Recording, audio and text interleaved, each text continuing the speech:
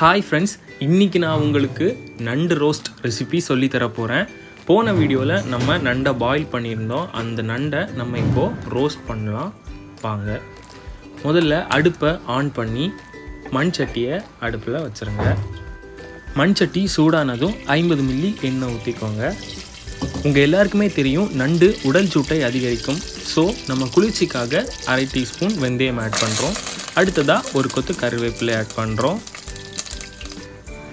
அடுத்ததாக 1/2 கிலோ பெரிய வெங்காயத்தை நீள வாக்கில் கட் பண்ணி அதையும் ஆட் பண்ணுங்கள்.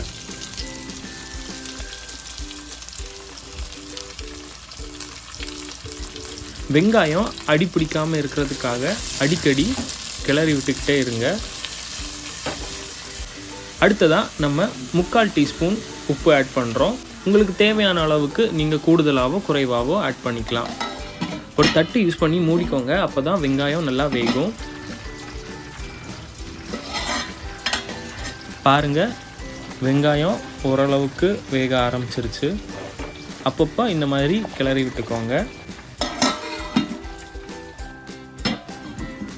இப்போ நாம் ஓப்பன் பண்ணி பார்க்கலாம். வெங்காயம் தேவையான அளவுக்கு வெந்து இருக்குது.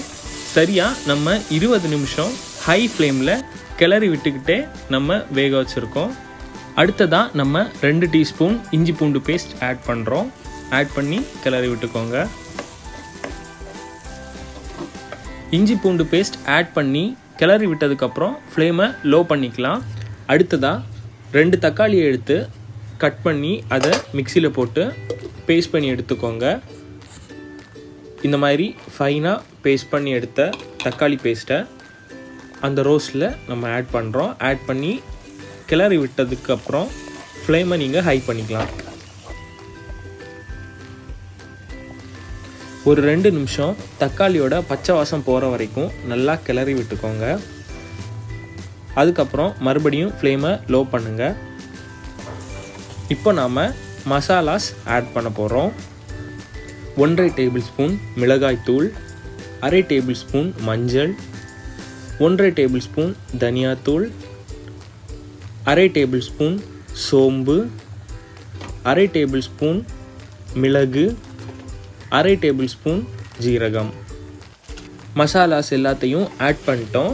அதை ஒரு 2 நிமிஷம் கிளறி விட்டுட்டு நம்ம ஆல்ரெடி பாயில் பண்ணி வச்சுருக்கக்கூடிய நண்டை ஆட் பண்ணிவிட்டு ஃப்ளேமை ஹை பண்ணிக்கோங்க. மசாலாவும் பாயில் பண்ணியிருக்க நண்டும் மிக்ஸ் ஆகிற அளவுக்கு கிளறி விட்டுக்கிட்டே இருங்க. நண்டை எப்படி க்ளீன் பண்ணுறது, எப்படி சமைக்கிறதுக்கு முன்னாடி பாயில் பண்ணி ப்ரிசர்வ் பண்ணுறது அப்படிங்கிற வீடியோஸ்லாம் நம்ம அப்லோட் பண்ணியிருந்தோம். அதை பார்க்காதவங்க டிஸ்கிரிப்ஷனில் கொடுத்துருக்க லிங்க்ஸை யூஸ் பண்ணி கடல் நண்டை எப்படி க்ளீன் பண்ணுறது அப்படிங்கிறதையும் சமைக்கிறதுக்கு முன்னாடி நம்ம எப்படி அதை பாயில் பண்ணி ப்ரிசர்வ் பண்ணணும் அப்படிங்கிறதையும் பார்த்து நீங்கள் தெரிஞ்சுக்கோங்க.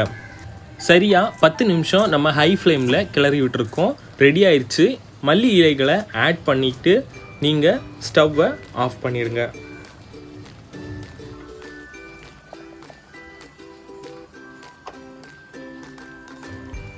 அவ்வளோதாங்க, நண்டு ரோஸ்ட் தயாராகிடுச்சு. நம்ம யூடியூப் சேனலில் சொல்லியிருக்கிற மாதிரி நண்டை க்ளீன் பண்ணி அதை பாயில் பண்ணி இந்த மாதிரி ரோஸ்ட் வச்சிங்க அப்படின்னா அதை சாப்பிடும்போது இருக்கிற ருசியே தனியாக இருக்கும். இந்த நண்டு ரோஸ்ட்டை ஒரு வாட்டி நீங்கள் சமைச்சு சாப்பிட்டீங்க அப்படின்னா மறுபடியும் சமைச்சு சாப்பிடணும்னு தோணும். ஸோ கண்டிப்பாக உங்கள் வீட்டில் இதை ட்ரை பண்ணி பாருங்கள்.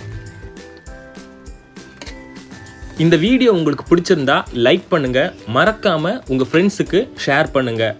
கண்டிப்பாக வீட்டில் ட்ரை பண்ணிவிட்டு கமெண்ட் பண்ண மறக்காதீங்க. இப்போ தான் முதல் முறையாக எங்கள் வீடியோஸை பார்க்குறீங்க அப்படின்னா எங்கள் கடல்புறத்து கைவண்ணம் யூடியூப் சேனலை சப்ஸ்கிரைப் பண்ணுங்கள். உங்கள் ஃப்ரெண்ட்ஸுக்கும் ஷேர் பண்ணுங்கள்.